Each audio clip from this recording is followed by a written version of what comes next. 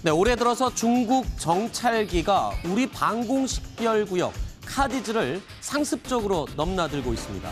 지난 금요일에도 오전 7시쯤 우리의 카디즈를 침범해서 비행한 후에 돌아갔습니다.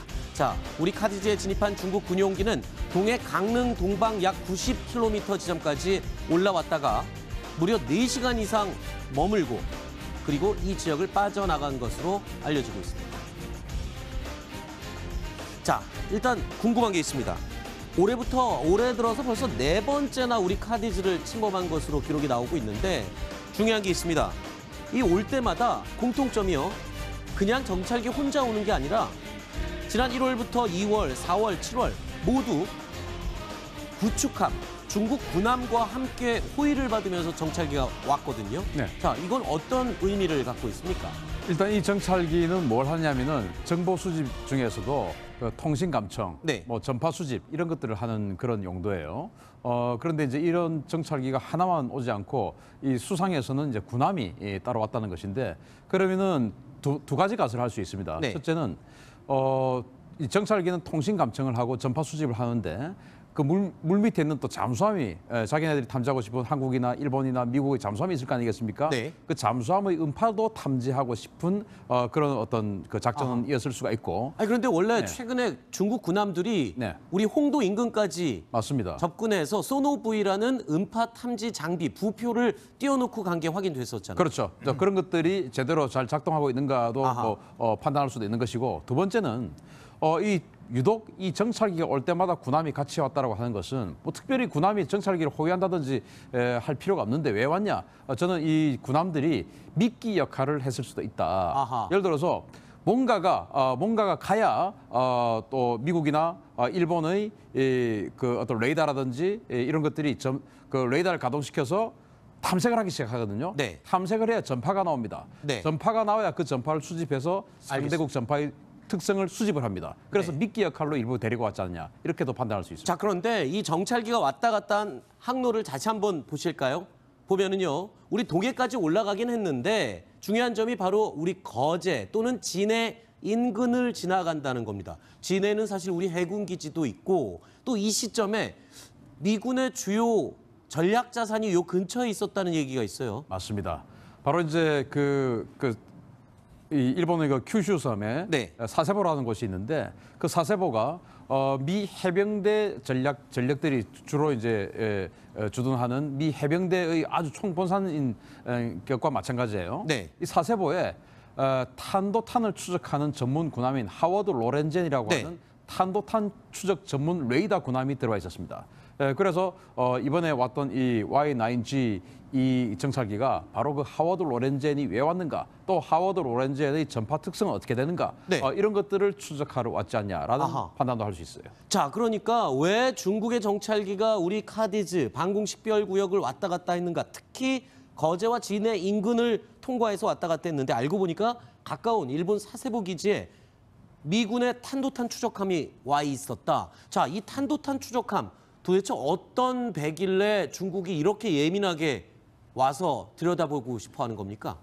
네, 이 탄도탄 추적함이 고성능 레이더를 탑재하고 있는데 네. 한 5,000km 이상의 거리에 있는 축구공만한 네. 물체를 식별할 수 있는 능력이 있다고 그러니까 엄청난 이 탐지 능력을 갖고 있는 아마도 배군요. 현존하는 레이더 중에서는 최고의 성능을 가진 네. 레이더가 이제 저 탄도탄 추적함에 탑재되어 있습니다. 아하. 현재 미국과 중국 간에 이런 그 갈등이 벌어지는 것은 현재 기본적으로 이제 대만 문제가 좀 클 거라 봅니다. 네. 그러니까 트럼프 행정부가 등장하면서 하나의 중국 원칙을 위배되는 행동을 좀 많이 하거든요. 네. 대만에 무기를 많이 판다든가 네. 대만과 연합작전 훈련을 한다든가 하는 부분이 자꾸 벌어지니까 네. 중국이 대만을 탈환하는 상륙 훈련을 많이 하고 있습니다. 네. 지금 막 벌어지고 있거든요.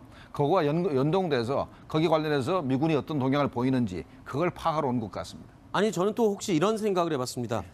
이 지금 세계에 현존하는 이 탐지 레이더 가운데 가장 고성능 레이더를 달고 있다라고 했는데 탄도 미사일을 정확하게 추적하는 구축함이라 그랬잖아요. 맞습니다. 그럼 혹시 북한에서 무슨 탄도 미사일 발사 움직임이 있어서 그런 건 아닌가 이런 궁금증도 드는데. 이제 우리 입장에서는 그렇게 상상을 할 수가 있습니다. 네. 지금 북한이 지금 동창리 로켓 그 시험장 이런 것들을 폐쇄를 하는 척하면서 네. 혹시나 미국 정보 당국이 따로 북한의 어떤 도발 움직임을 관측한 것은 아닐까라는 상상을 해볼 수가 있는데 이때 지금 이제 우리가 그 보도를 따로 하지는 않았습니다만 미국의 와스프 그 강습 상륙 전단이 사세보에서 일본하고 같이 또 상륙 훈련도 했습니다. 그런데 그 와스프가 상륙 훈련 한다고 해서 이 탄도탄 추적함이 이례적으로 올 리는 없거든요. 그렇죠. 따라서 탄도탄 관련한 뭔가 특이한 움직임이 있을 수 있다라는 겁니다. 알겠습니다.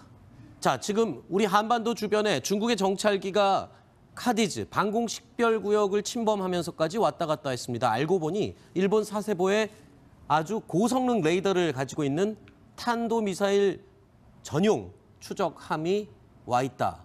그래서 이거를 염탐하기 위해서 왔다 갔다 하는 게 아니냐 이런 분석이 가능한데요. 중국, 미국뿐만 아닙니다. 지금 일본의 움직임도 심상치가 않습니다. 다음 순위에서 준비해놨습니다. 만나보시죠.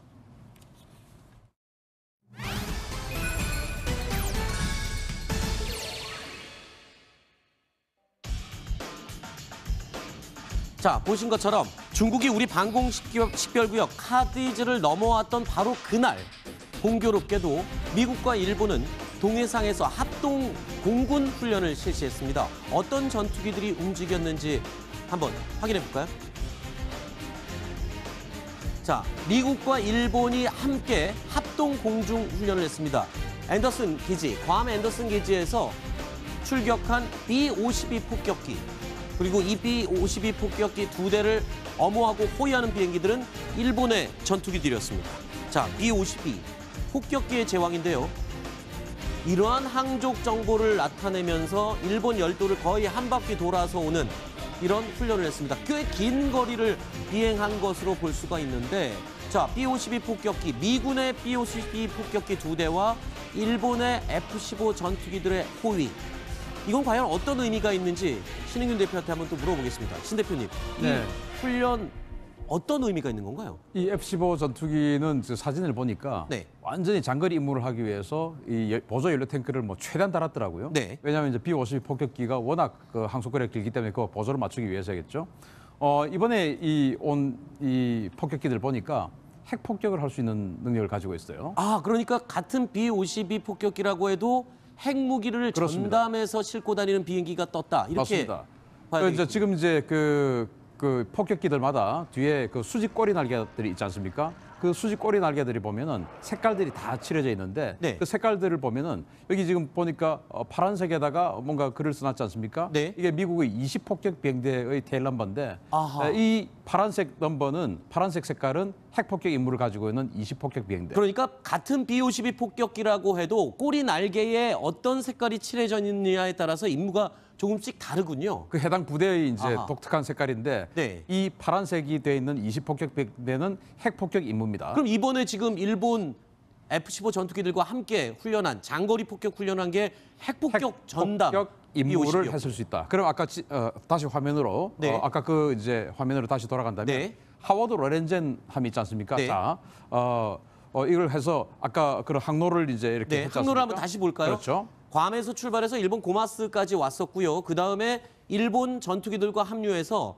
일본 열도를 한 바퀴 거의 도는 항로를 비행했습니다. 항로를 다시 한번 이 볼까요? 항로가 네. 자 여기에서 지금 딱 꺾어지는 부분, 네. 일본 그 혼슈 남쪽 꺾어지는 부분, 네네. 저기에서 이것을 완전히 반전시켜서 반대로 나비의 날개 모양처럼 반대로 돌리면 아, 그러니까 반시계 어딘가면 방향으로 돌리면 반시계 방향으로 딱 돌려버리면 저 꺾어지는 그 부분이 바로 영변과 평양을 지나가게끔 되어 있어요. 아, 이 거리가 왼쪽으로 그렇습니다. 기울이기 정확하게 시작하면 영변과 정확하게 평양을 영변과 지나가게 평양까지 됩니다. 다 그렇습니다. 포함이 되는 그런 항적이다. 자 그러면은 아까 우리가 첫 번째 코너에서 했던 하워드 로렌젠하고 다 같이 대입시켜 보면은 네. 북한이 탄도미사일을 발사를 하는 것을 하워드 로렌젠이 탐지를 하고 일본 내에 있는 미사일 방어 시스템을 요격을 한 후에 네. 응징 보복을 하는 핵폭격 임무를 훈련했을 수 있다라는 가설을 세울 수가 있죠. 네. 이 부분에 대해서는 우리가 잘 볼 필요가 있는 것이 현재 만약에 미국이 북한을 공격하더라도 주한미군을 움직이기 어렵습니다. 네. 그러니까 일단 주일미군과 아하. 본토에는 100명만 가지고 아마 북한을 공격하려고 그러는데 네. 그러니까 현재 상태에서 보면은 한국군을 배제하고 또 이제 주한미군도 배제하고 네. 주일미군과 미국 본토 병력 가지고 북한을 공격할 수 있는 아하. 그런 훈련을 한다고 봐야 되겠습니다. 그렇군요. 그러니까 뭔가 미국이 군사적인 카드를 꺼내더라도 우리 주한미군이 움직일 수는 없는 상황이다 보니까 주일미군과 밀접한 폭격 훈련을 지금 본격적으로 하고 있다. 이렇게 해석이 가능하겠군요. 자, 그러면은 이제 이 B-52는 네. 스텔스가 아닌데 어떻게 영변과 평양으로 들어갈 수 있냐? 그렇죠. 이렇게 질문할 수 있지 않습니까? 네네. 그런데 미국은 이제 스텔스 폭격기 중에서 핵폭탄을 투하할 수 있는 능력을 가진 B-2라는 폭격기가 있지 않습니까? 네. B-2 스피릿. 그래서 이 B-52가 B-2를 묘사해서 했을 수도 있다. 그래서 아하. 실전에는 B-2가 들어가는데 이러한 항로를 일본과 평소에 훈련을 해놓고 네. 실전에는 B-2가 들어갈 수도 있다라는 겁니다. 그리고요. 근데 보면은 지금 미국과 일본 간의 이런 연합 군사 훈련은 처음이 아닙니다. 최근에 들어와서 굉장히 급격히 그 빈도가 높아지고 있고 강도도 아주 강해지고 있거든요. 그게 바로 아까 김종문 실장께서 말씀하신 미국이 현재 북한을 향해서 군사 카드를 꺼낸다라고 하면 주로 주일 미군과 움직여야 되기 때문이다. 이것과도 같이 통하는 그런 얘기가 되겠군요. 네, 그렇습니다. 네, 그다음에 이제 현재 B-2 폭격기가 북한에 1000km 이상 근접할 이유가 없습니다. 네. 북한의 사거리니까 지대공 미사일 사거리에 들어갈 이유가 없고 그래서 현재 에어 론치 크루즈 미사일을 이제 거기다가 탄두를 만약에 핵탄두로 바꿨다 그러면 네. 이제 바꾸는 과정이 있습니다만은 다 바꿨다 그러면 근접할 이유가 없습니다. 왜냐하면 아하. 그게 사거리가 한 2000km 넘기 때문에 가까이 다가갈 필요도 없고. 필요도 없습니다. 그러니까 동해바다에서 그냥 쏘면은 그래서 원래 B-52 폭격기가 저기 마라도 해상까지만 날아와서 북한의 레이더 밖에서 공대지 미사일을 쏘는 훈련을 계속 해왔지 맞습니다. 않습니까? 그런데 이제 일본과 미국이 지금 급작스럽게 군사훈련을 많이 하지 않습니까? 가까워지고 있죠. 왜냐하면 우리 지금 한미연합 군사훈련 안 하지 않습니까? 그렇죠. 미군은 훈련하지 않고 1년을 보낸 일이 없습니다. 아하. 그럼 풍선 효과에 의해서 한미연합 군사훈련이 없으면 미군은 다른 곳에서 또 훈련을 해야 됩니다. 네. 그래서 한미동맹의 약화는 미일동맹의 강화로 연결되는 겁니다. 자, 그런데 미국과 일본이 이렇게 더 본격적인 훈련을, 이거 군사훈련을 강화하면서 일본의 자위대 움직임도 심상치 않습니다. 더 과감해지는 것 같은데요. 최근에 전자공격기, 그러니까 적진의 모든 레이더를 초토화시킬 수 있는 전자공격기를 도입할 것을 검토하고 있다는데 어떤 비행기입니까, 이게? 우리가 잘 알고 있는 미국 항공모함에 실려있는 F-18G 그라울러. 그렇죠. 그게 전자전 공격기 아니겠습니까? 네. 그런 모든 걸 레이더를 그냥 바보처럼 만들어버리는 네, 거죠. 그걸 가지겠다는 겁니다. 그래서 그걸 가지는데 전투기에다가 탑재할 거냐 아니면은 수송기 같은 것에 탑재를 해서 더 전파를 강력한 전파를 할 거냐라는 네. 건데 지금 일본은 전투기를 만약에 탑재를 하려면은 미국 기술을 받아야 되는데 이런 첨단 그리고 전략 무기를 미국하고 기술을 공유하고 싶지 않겠죠. 또 일본이 전자 강국이니까 그래서 일본 독자적으로 만드는 네. 카와사키 중공업에서 만드는 수송기가 있어요. 네. 거기에 있는 그 수송기에다가 이 전자전 공격 능력을 탑재를 하자. 아하. 이런 그 논의가 되고 그렇게 갈 것 같습니다. 그러면은 이 수송기가 들어가니까 이 수송기는 얼마나 덩치가 큽니까? 그러니까 더 강력한 전자 방해 장비를 탑재를 하고 전투기 호위를 받으면서 완전히 상대국을 먹통으로 만든 후에 전투기들이 폭격을 해버리는 이런 이제 전략으로 갈 겁니다. 일본에서 그러한 무시무시한 전략 자산을 도입할 것을 검토하고 있다. 자, 그런데 또 하나 특이한 적이 있습니다. 이 미국과 공동 군사 훈련하는 일본이요. 이번에 자위대가 스스로 밝혔습니다. 지금 미국과 이런 훈련을 하고 있다고 공개적으로 발표를 했거든요. 자, 이렇게 굳이 군사 훈련을 공개적으로 발표하는데도 의도가 있을 것 같아요. 그렇죠. 누구 들으라고 했겠습니까? 북한 들으라고 했을까요? 그렇습니다. 그러니까 지금 남북 간에는 이렇게 대화 모드가 좀 조성이 돼 있고 북미 간에도 약간 지금 대화 분위기가 이 비핵화를 대화로 풀어간다. 네. 이런 기조가 좀 서 있지 않습니까? 정상회담 이후에. 하지만 이 대화가 단절됐을 경우에는 언제든지 군사적 옵션이 준비돼 있다라는 것을 이게 불안한 네. 그 일본 측에서는 그걸 좀 드러내고 싶었던 거고 아하. 미국 측에서도 어느 정도 동의했기 때문에 이런 네. 훈련 일정이 좀 공개된 것으로 보입니다. 자, 이런 가운데요. 트럼프 대통령의 측근들에게서 이상한 징후가 또 포착이 되고 있습니다. 그간 잠잠하던 군사적 옵션 카드가 거론되기 시작했는데요. 린지 그레이엄 상원 의원의 발언을 먼저 확인해 보겠습니다. I fear that North Korea and China are trying to run the clock out. China has pulled North Korea back. because we're in a trade dispute with China. So if I were President Trump, I'd keep the pressure on. I'd be willing to walk away. And the only way you're going to get a deal that really matters is to convince China and North Korea we'll use the military option to stop their nuclear program if we have to.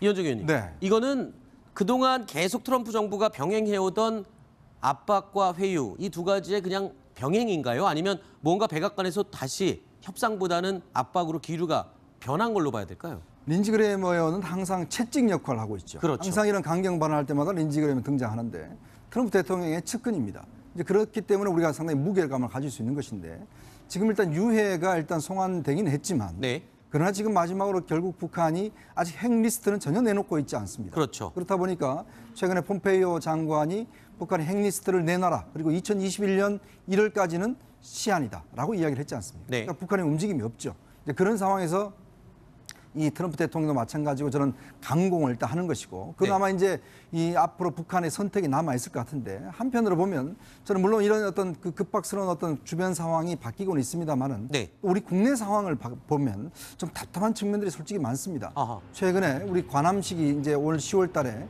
지금 제주도에서 열리는데 네. 이거를 주민투표를 통해서 결정을 했어요. 또 그리고 또 이렇게 한미연합훈련을 하고 있지 않지 않습니까? 그런 상황에서 지금 주변 강대국들은 굉장히 갑작스럽게 급격하게 움직임이 있어요. 네. 근데 우리는 지금 군인을 줄이고 있고 또 미사일 개발도 좀 연기를 하고 있는 상황. 네. 그렇다면 과연 그러면 한국의 안보는 그럼 어떻게 할 것이냐? 네. 이런 데 대한 의문이 솔직히 많이 있는 것이죠. 즉 아까도 말씀하셨지만은 주일 미군과 미군들이 다 움직이는데 한국군은 거기서 아무런 변수가 되지 못하고 있습니다. 네. 이제 그러다 보니까 우리의 안보는 과연 그럼 누가 지켜주나? 아하. 이런 걱정이 솔직히 많이 있는 게 사실입니다. 알겠습니다. 첫 번째, 두 번째 이야기로 이 한반도 주변의 군사적 움직임 어떤 의미를 가지고 있는지 살펴봤습니다.